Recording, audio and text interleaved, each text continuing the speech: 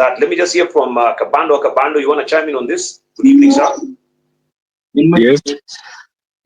Hi, good evening and happy Easter to everyone online. Thank you, Dibal, for this hosting. Sorry, I've been a little busy now. Just a quick comment on the topic.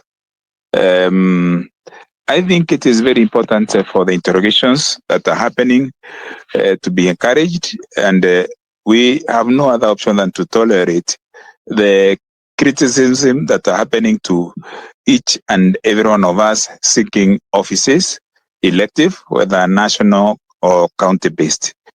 It is so important that we have to appreciate that interrogation, calling to question our individual credentials, even to question our platforms as political parties or political formations about the alternatives that we provide, whether we are the better options, because we have to compare one with another.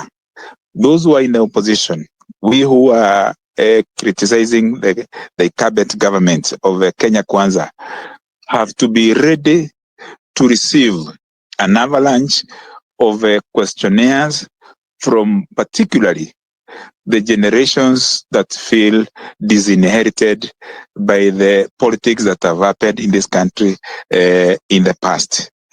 True, we have made very many and significant gains in democratization, in accountability, and in the processes of transparency in how government is done, particularly the era post 2010, when we enacted the constitution that we now have. Yes, we do agree that our constitution is very progressive and has been celebrated so. Yet, when the burden of proof, when the burden to offer explanations and accountability are submitted by those who are civically aware, the conscious citizens who are driven by conscience to ask questions about their welfare, we start saying, like a minister said the other day, actually 2 cabinet secretaries, that this constitution is very expensive. The Constitution of Kenya 2010 is not expensive. It is corruption that is expensive. It is impunity that is expensive. It is incompetence that is expensive. And therefore, the call for accountability charter, lest we forget, in 2024, leading up to the day that Parliament was impeached by the non-violent, fearless, tribeless Gen Z's revolution, when Parliament was raided non-violently, there were foundational questions that had been submitted in that countdown about the size of government, about leadership and integrity, which is clearly defined in Chapter 6 of the Constitution on leadership integrity. We have the Public Officers Ethics Act. And I remember the president himself in that public address when he dissolved the entire cabinet, minus 2, the then deputy and the chief cabinet secretary,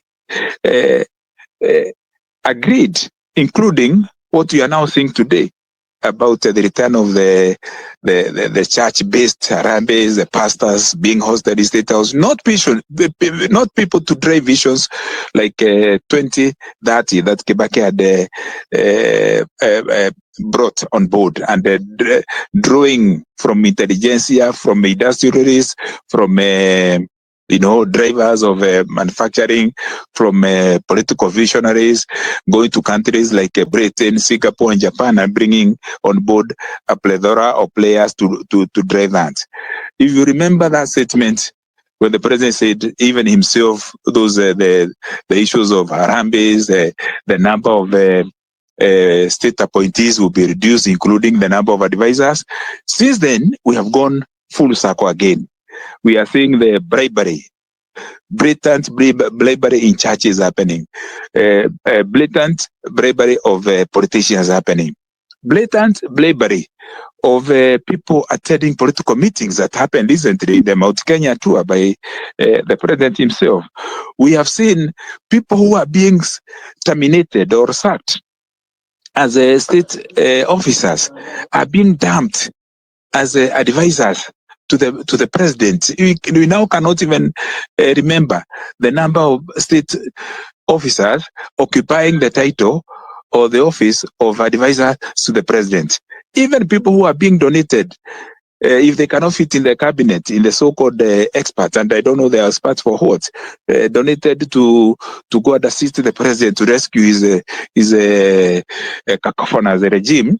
You see they are being given titles of state advisors. Even a few days ago, a relative of one of those people who are driving the politics of conmanship and deception in Kenya, the politics of chicanery, a nephew was again appointed to go to an office in KICC as a presidential advisor. So I want to finish my submission on this point of people becoming fidgety and uncomfortable on the criticism when we are being called to questions about our past, what we did in the past, even if we achieved so much. Those little things that we failed need to be explained either by a way of apologizing and owning up and saying, I occupied this office and I made this mistake. We have seen even a colonialist apologizing to Kenya for the atrocities on Mau Mau. So how about a Kenyan wanting to be a president, to be the chief executive of the Republic of Kenya, and our most progressive constitution that was enacted through pain, detention, maimings, assassinations, even post-election violence, not wanting to just say, I was in this particular public office as a CS, as a member of parliament, or as a chief justice, or any other office for that matter.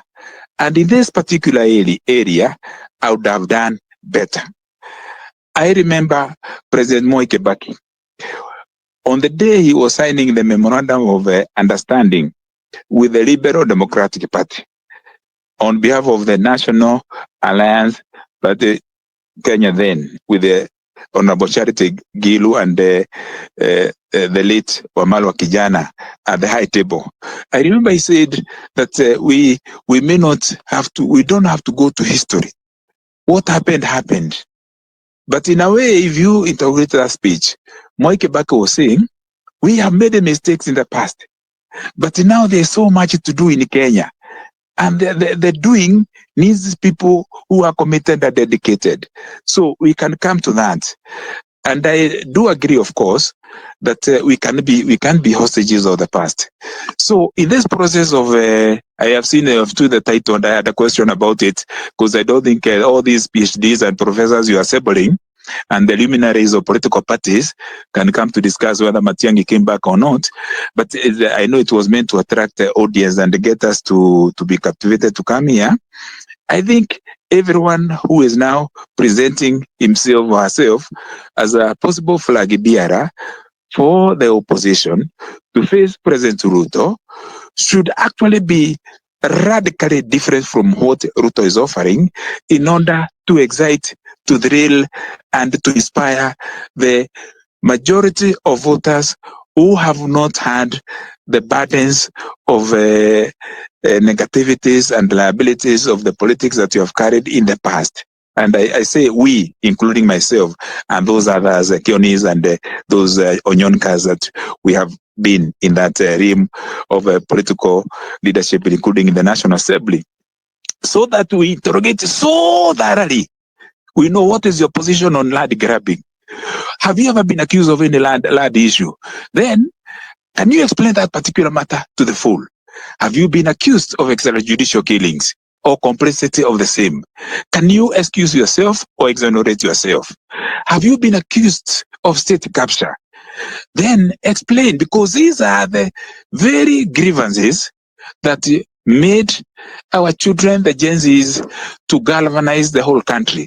And for once, there was a Rika, a generation, like the generation that belonged to Dedan Kimathi in the 50s, that was celebrated by the young and the old. If you went to an old lady or gentleman of 90 years or the generations, they were always asking, why are you killing our children? So these children don't do any other regime than like you will be like this one we have. They want a fresh start. They want a radical shift. They want a bold breakaway from how things have been in order to usher a new down.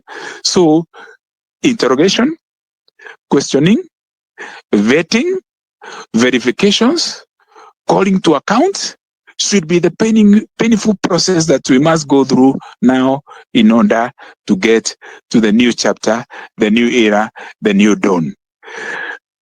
Finally, how come we have a question of not illegal, because there's not even illegal trading in organs, human organs trafficking, and a person who is implicated either by ownership of the hospitals that are implicated, that is a direct linkage. Instead of being revoked as a chairman of a state corporation, is being suspended. If we are serious about Kenya, there isn't anything more that we should be protecting with honesty, with all our hearts, wholeheartedly, than to protect the life of Kenya before we talk about property. So we are joking. So criminals are walking scot-free. They buy a seat in the state corporations. They buy a seat in the cabinet. I had Cleo Malala in another media platform. I think I should mention JKL, saying that there are two cabinet secretaries who are drug barons. That means, narcotics. And we have not seen Nakanda acting, asking, can you mention? Can you state? Or even the DCI going forward to say, these are very serious claims. We don't subject the claimant or the man making the allegations to carry the burden of proof. But can we now seek to know whether this country is safe in this regard? Because we know countries that have been dominated by militias and the drug barons and merchants of impunity who carry even political assassinations are nations that fail. They are called banana republics. I submit, truly so, that for us to have a new Kenya, we need to have the courage. Like Kennedy would say, a profile of courage. The long walk to freedom in order to enact the spirit, not just the content, the letter and the spirit of the Constitution of the Republic of Kenya. We should have a bandwagon of a new formula and a new chapter that is completely opposite of the cacophonous, toxic, and the murderous regime that's presided over by William Ruto. Thank you.